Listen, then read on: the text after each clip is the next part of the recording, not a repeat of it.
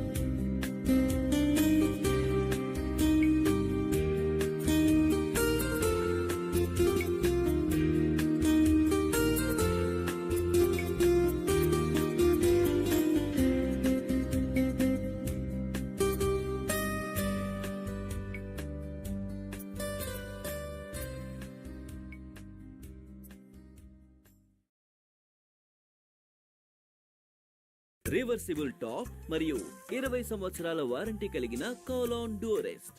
మీ అవసరానికి తగ్గట్టు సాఫ్ట్ లేదా ఫామ్ టాప్ వైపు మారుస్తూ ఉండండి. ఇక నిజంగా లైఫ్ అవుతుంది హూలా హూలా.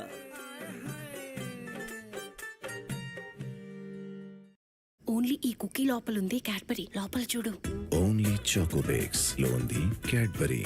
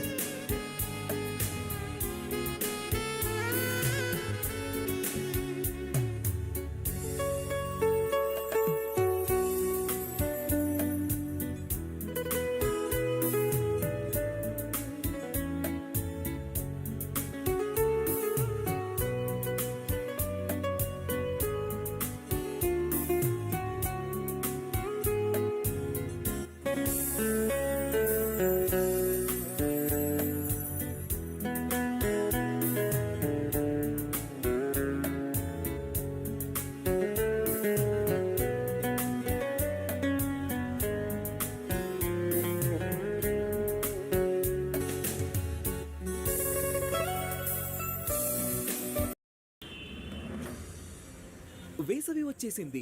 ఉపశమనం కోసం ధర్మికోల్ తెచ్చుకోండి.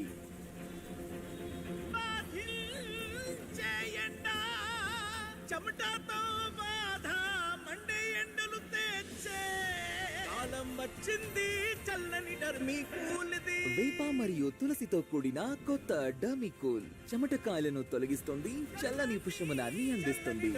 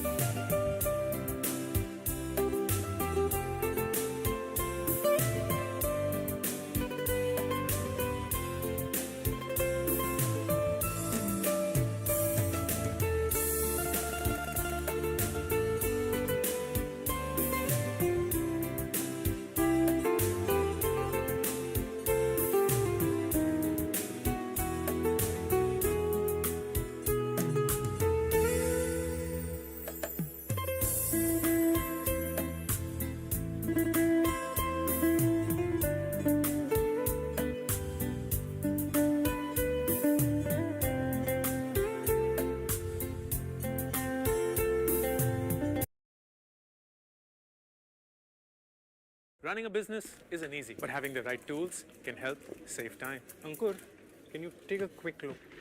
Editing at the last minute, summarizing with AI Assistant, with Acrobat. It's all sorted.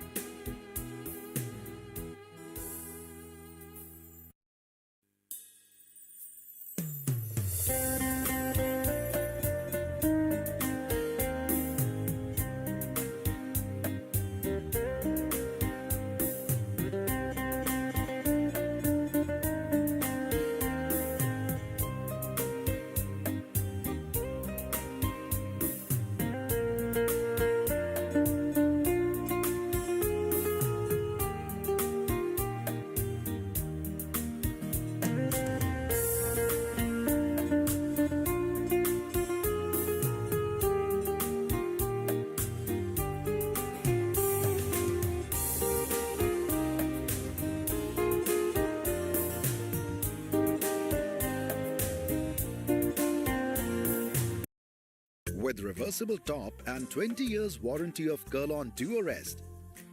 Keep switching the top of your mattress between firm, soft, and make your life hula hula.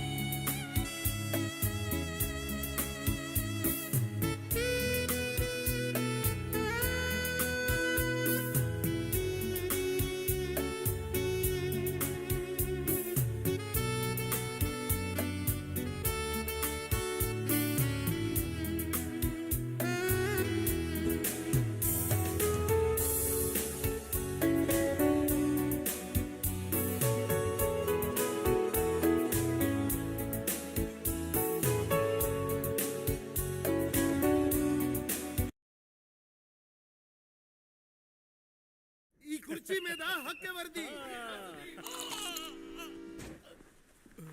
నేను ఈ కుర్చీ మీద కూర్చోను. బాబు వీర్రాజు, కుర్చీని చూసి భయపడకు. డెంటిస్ట్ సిఫార్సు చేసే కొత్త కోల్గేట్ యాక్టివ్ సాల్ట్. ఇందులో ఉప్పు ఉంది. ఇది పళ్ళ సమస్యలను మొదలవుతూనే అరికడుతుంది. నొప్పి ఉండదు, భయము ఉండదు.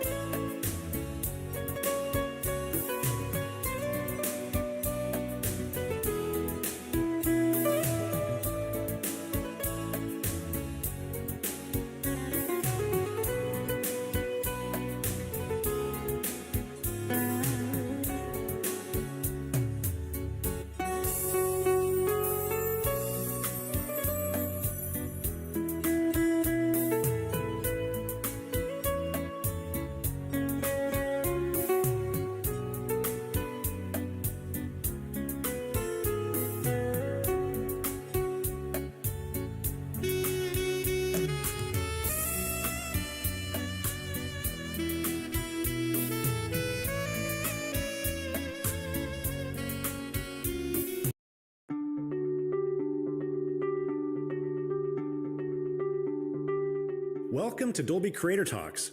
This is a show about how artists use technology to tell their stories, and I'm your host, Glenn Kaiser. Today, we're discussing the second and final season of Andor, the gritty espionage series set in the Star Wars universe from creator Tony Gilroy. As we've come to expect from Star Wars, the sound work is just remarkable, and you can enjoy it in all of its glory in Dolby Atmos right now on Disney+.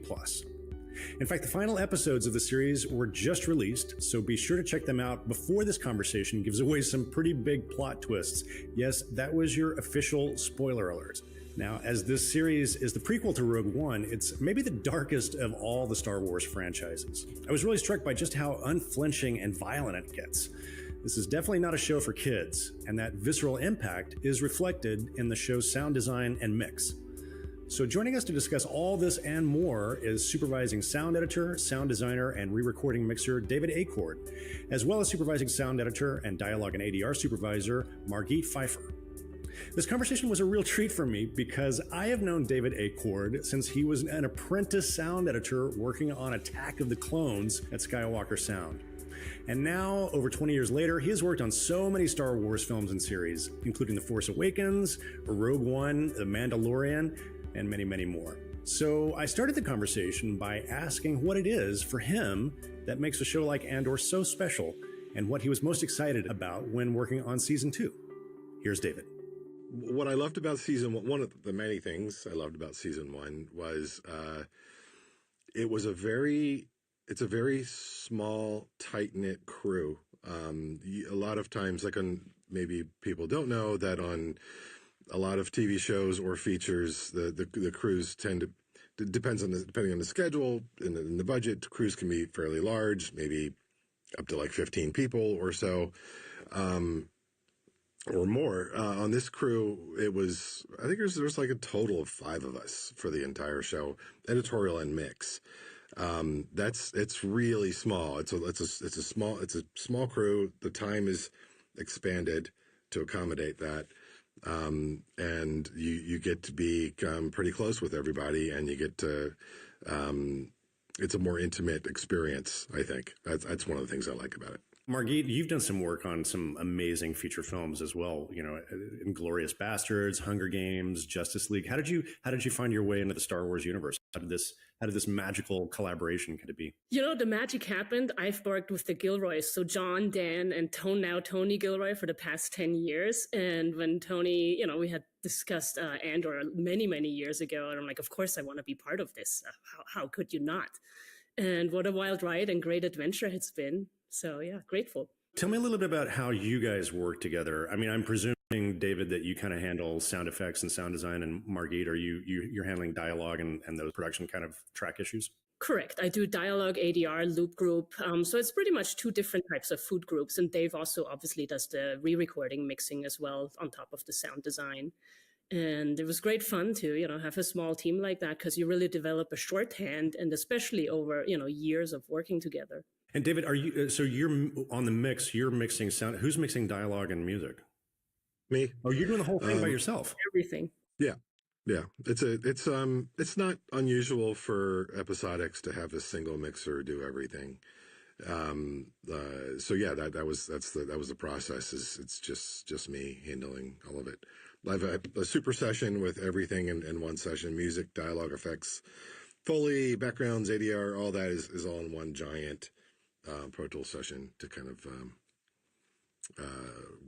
crawl through every week. Yeah, and then another fun part of this particular show is you end up doing a lot of the work in London, right? Because that's where the production is happening, and so.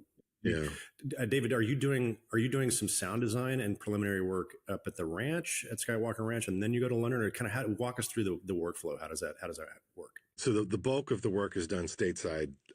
So I do, for my end, we do all the sound effects and Foley work at Skywalker, and I do a pre-mix pass of the episode, including dialogue at Skywalker.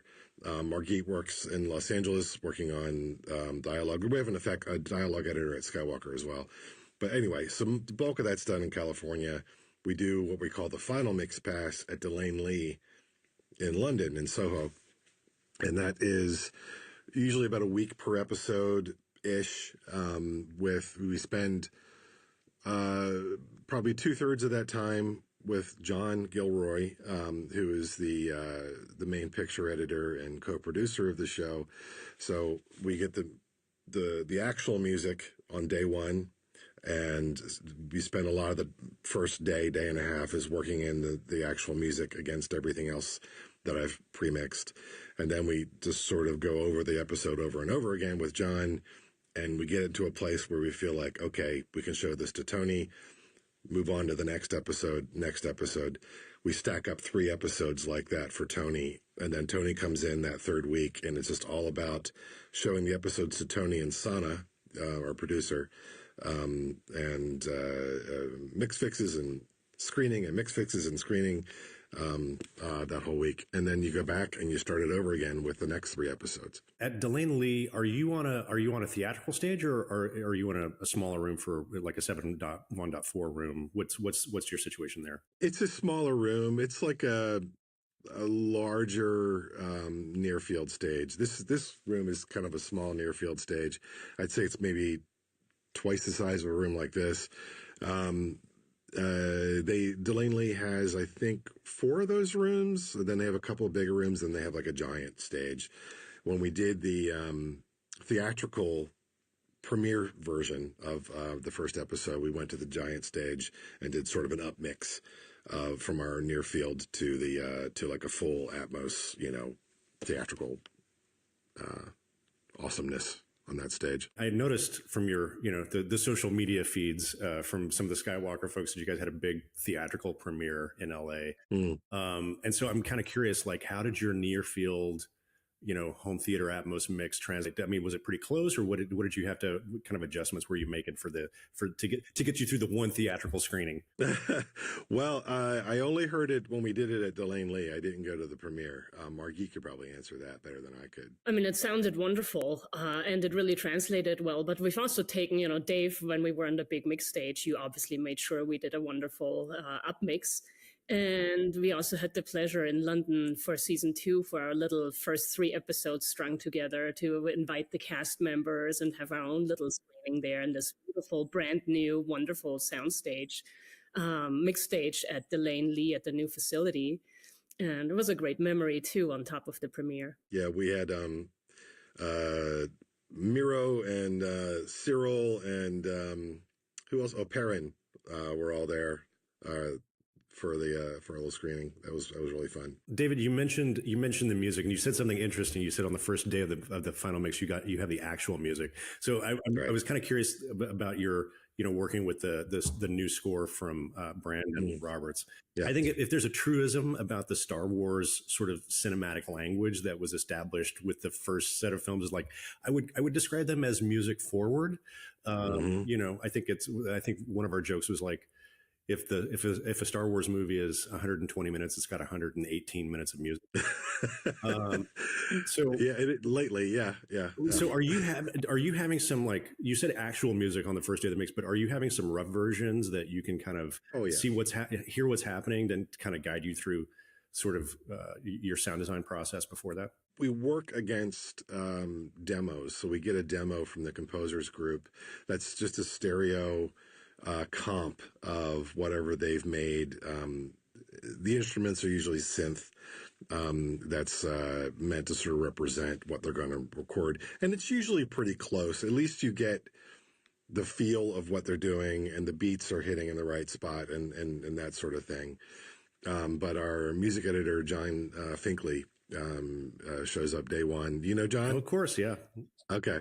With the music, and it's much more dynamic, and you've got all these 5/1 stems nicely laid out, and you can really kind of dive into things and push that perk a little more, or pull back on that brass, and whatever you need to do in the moment. Now that we've got all that logistics, technical stuff out of the way, I want to dive into the art a little bit on Andor. So, I mean, obviously it's the sequel to Rogue One, and it's dark. I think, this is one of the darkest kind of, iterations of the Star Wars universe that we For sure. This is as opposed to some of the other Star Wars pieces and series. This is not for kids. No. So does that affect your approach to that tone? That must affect your approach to sound design? Yes, especially when it comes to violence on screen. The violence we have to amp it up in a way that is realistic. That like we want those lasers to sound like real guns. What a real as 21st century Earthlings, what a gun sounds like is a particular way we know either through real life or through cinema what a gun sounds like. And in science fiction, you don't always get that sort of visceral sound of guns, particularly in some of the older versions of Star Wars. In Andor, we want to make sure that the audience feels the threat and the danger of these weapons. The impact of those weapons has to be violent. A laser whiz by has to, strike fear, that sort of thing. One of the most violent things in the series is the fist fight in the bar in episode 8 between our two of our main characters, is a just gritty, just brawl. It's a brutal brawl, and I think that I want to tip my hat to Josh Gold, who actually cut that fight for us and did a phenomenal job of just making what I think like a bar fight like that might actually look and sound like is brutal. And anyway, to answer your question, yeah, that's sort of. I think you're selling that a little bit short by calling it a bar fight. I mean, that kind of brings to mind like a couple of drunk guys just throwing a couple of punches. Like I have never seen a fight like that in Star Wars before. It's really like somebody's not gonna walk away from that fight at the Right. end of it. The stakes are really high between Cyril and Cassian, and I didn't know Cyril could fight like that. That was kind of an amazing surprise. But that. Just the brutality of that fight was really kind of breathtaking. And so I'm kind of curious, like how, I'm always curious about like, how do you find that impact without going too far? Did that take some time and experimentation in the mix? And it's funny when we put it together, when Josh and I cut it and then we put it together and mixed it and presented it to Tony, my initial thought was, we've gone too far. Like but Tony loved it. He was like, "This is great. This is exactly what we wanted." It's these two guys this is a fight to the death. Yeah. And it sounds like it. So yeah, I'm kind of happy with the way that turned out. It's a pretty amazing scene. Yeah. Mark, did you have to? There's some fun ADR sessions that came about through that, or was that actually leads me to a question for you, which is like, how were the production tracks? I think notoriously Star Wars is not a very production sound friendly, environment. I have to say we were really lucky. We got to pick and choose our production sound mixers, and they did a wonderful job. So Nadine Richardson and Danny Hambrook. And they did 6 episodes each on season 2. And so the tracks we got were wonderfully laid out, everything you could wish for. And then you have the obvious things, you don't want the plane buys and then the traffic noise. I mean, there are things you can't control and you have to deal with. But in terms of that fight scene in the bar, we did try to embellish it. And I had all the actors do their death grunts and fight efforts, and they were all into it. I mean, Cyril and Cassian loved it. And we used what we could, from production, what was really punchy and wonderful. And then we grabbed the rest from ADR, and Dave's sound design made it hurt. Definitely did. I mean, along those lines, talking about the darkness, the droids are much less cute than in other parts of the Star Wars. I mean, they're cute, but they're also menacing and neurotic, in the case of B2 EMO. And there's just so much emotion coming through the droid dialogue. But Margita and David also, I feel like there's less vocal processing with these droids than I'm used to hearing. Is that the case? Or like, tell me a little bit about the sound design and the handling of the vocals for the droids. So for the droid, in this case we kept the voice of our puppeteer because in season 1, because he had such a wonderful, intonation, and B2 was always conceived, in Tony's own words, to be the family dog, and it was just such a wonderful performance. So we kept it, and there's a slight treatment on it, of course.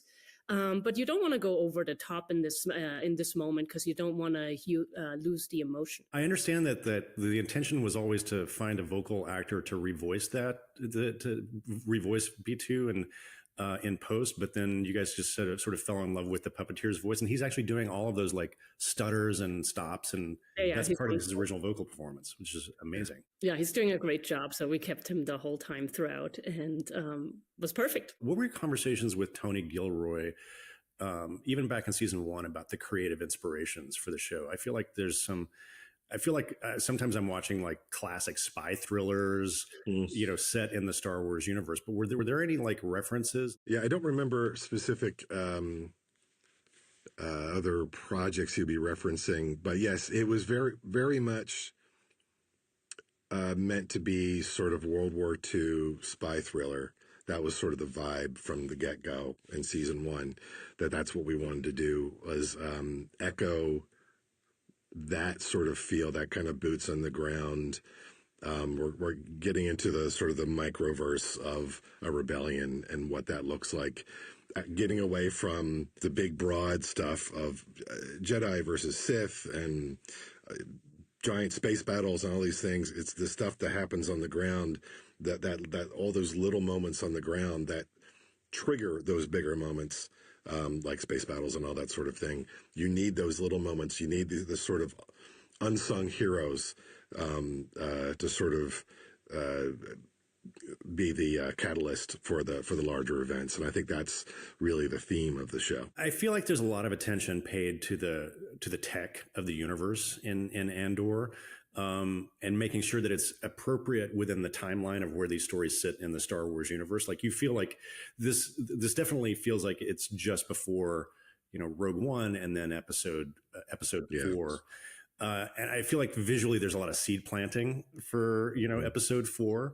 So is there a similar approach to the sound design? Like, are you thinking about what would have fit comfortably, like in those first few films? There's a concentrated effort to sort of keep it in the world of New Hope era sound design, New Hope, Empire, Jedi, that original movie sound design.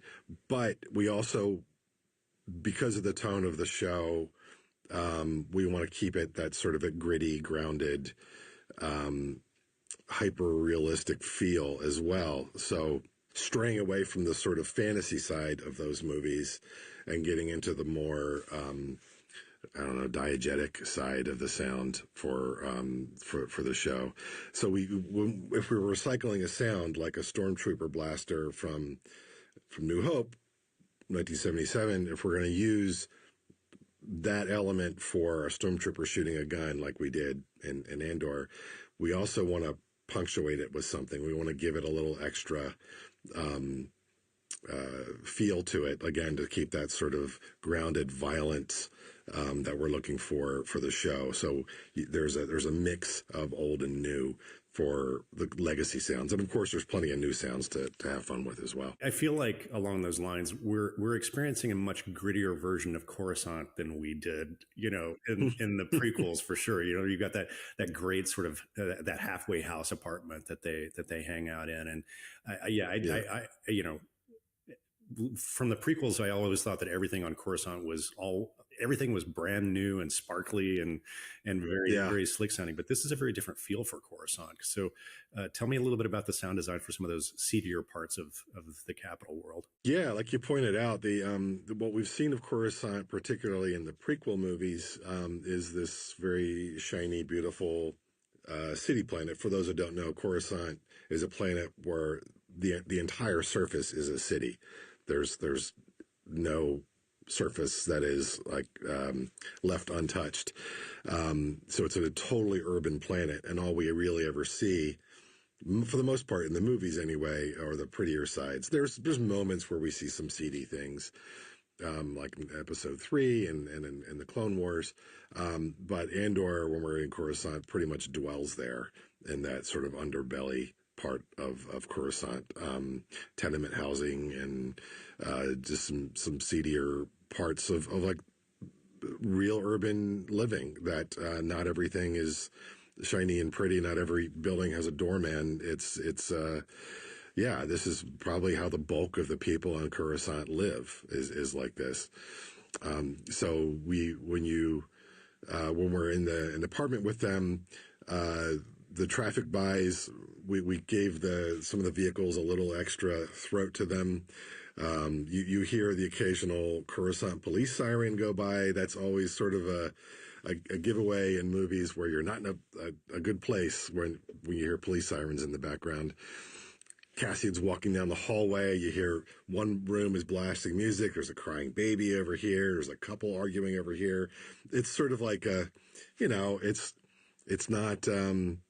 He's not living in the Four Seasons. This is yeah. So that's sort of the things that we were looking at for the part of town that they're living in Coruscant. Yeah. I love the analog feel of the sound in the show, and one of my favorite aspects of the sound design is radio.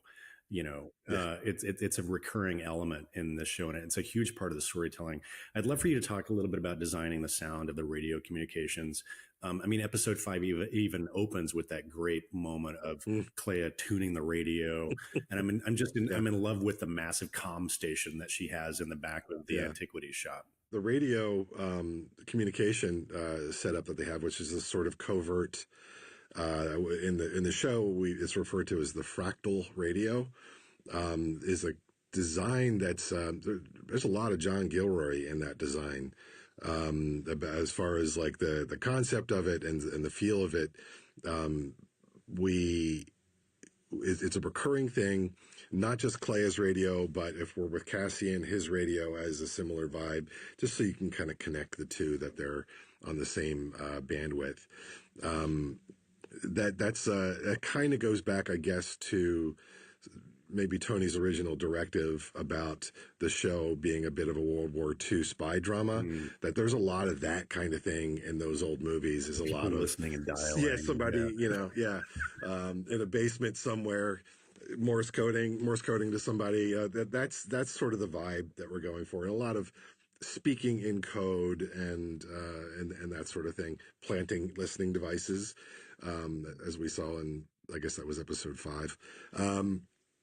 That's sort of the vibe of the show, and of course, because of Star Wars, the radio has to be a little extra, and it's got maybe a little more bells and whistles than you might expect just a simple radio to have. And if you listen closely, you can hear Tony Gilroy in the fractal radio as well. That's true. Is that true? Marie, I wanted to ask you about that because I feel like, there's such emphasis on the radio. There must have been a massive loop group on this show, or at least a lot of work, right? We had a wonderful loop group, the Skywalker loop group, and we recorded a lot of things. We recorded in fictional languages. We did the fractal radio, like anything like voice performance wise that you could, bring any extra special sonic texture to.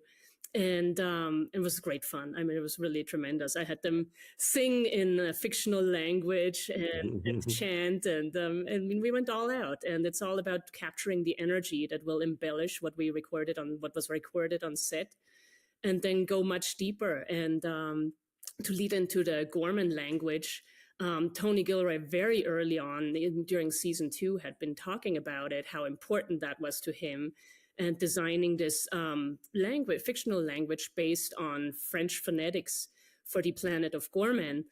And so the actors learned to act in Gorman. French actors can read it off the sheet, even though everything is made up, the grammar, the structure, the words. And Marina Tyndall did a great job. She was the dialect coach for Diego Luna on Rogue One already, and then season 1 of Andor. And she created this wonderful, wonderful sounding language. And we used it all the way throughout for protest, the town hall, the chants, the singing, the panic cries. I mean, everything throughout the battle, everything on Gorman. At first, I was like, "Wait a second, are they? Is that because I don't speak French?" But I was like, "They're speaking English with French accents. Are they? Is it just French?" But it's like that's fascinating. So it was sort of, yeah. It seemed to my ear to sound like it had some elements of French, but it's completely made up. But it's interesting. So they were French actors doing it. That's a really specific choice. That's fascinating. There was a choice made for Gorman. So there was, it was always Tony's idea was to lean it heavily on the French, and like sonically, obviously we ran with it and it was wonderful. Also in the production design, and the French beautiful cafe, that epic final fight between Cyril and Cassian also takes place. And so we embraced it, and the sound of it, the melody, the tonality of it all works beautifully. I'm glad you brought that up because it segues into, I want to spend some time talking about episode 8 because it really is kind of a show-stopping centerpiece for season 2. And, it climaxes in this huge set piece of the rebellion and the massacre that happens in the town square on Gorman.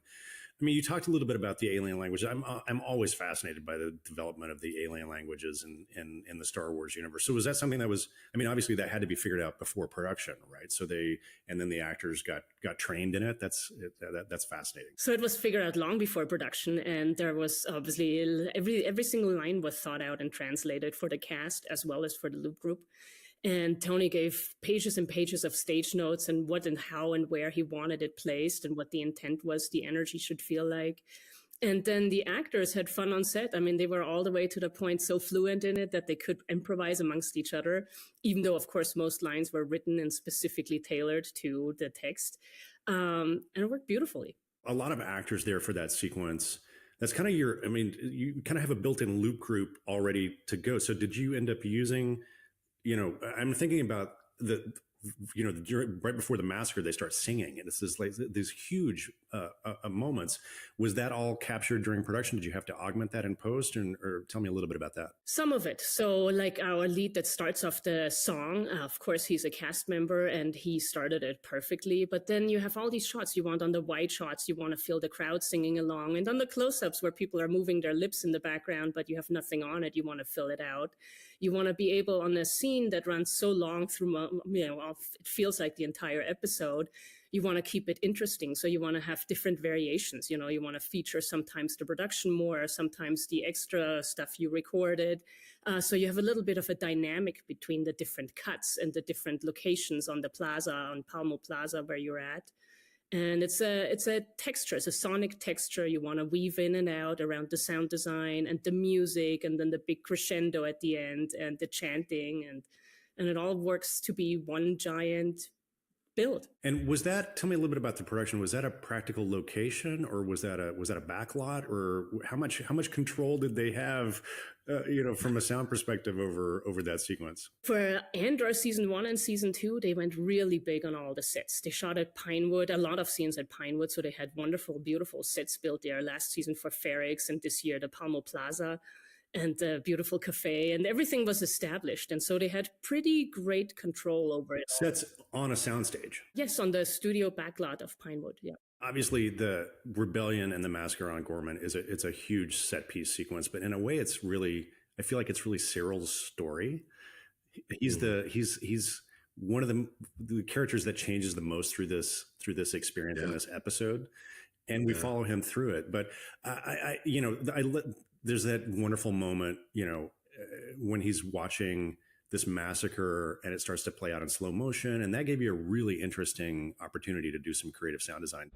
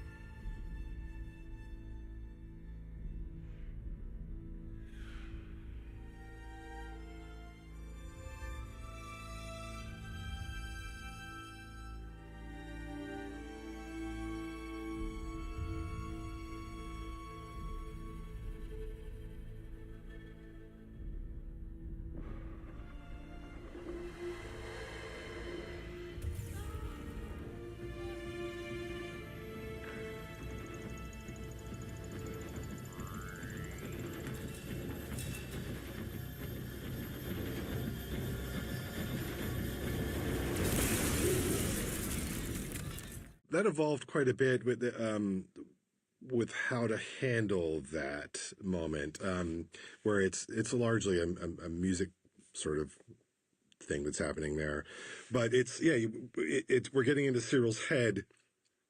As you've pointed out, his character is sort of, we think anyway, that he's sort of moving away from his purpose there. He's becoming a little more aware of what's happening in a human way. So he gets in his headspace, and he's looking around, and we have all these kind of like slow motion-y laser buys and muted explosions, and then it sort of snaps back into it, at the end of it. That evolved quite a bit. It's a little more, it's more stripped down than it used to be, which I think is good. I think it needed to be that way. We like, on that show, we like to keep things, when we can, quiet. That can kind of sell emotion a lot more. If you have like your bursts of violence are what they are, and then kind of pull back and give everybody a moment to sort of think about it. But yeah, I do like that this is Cyril's, this episode in particular is Cyril's kind of turning point. And it makes you wonder right at the end of his fight scene, I don't want to give anything away if people haven't watched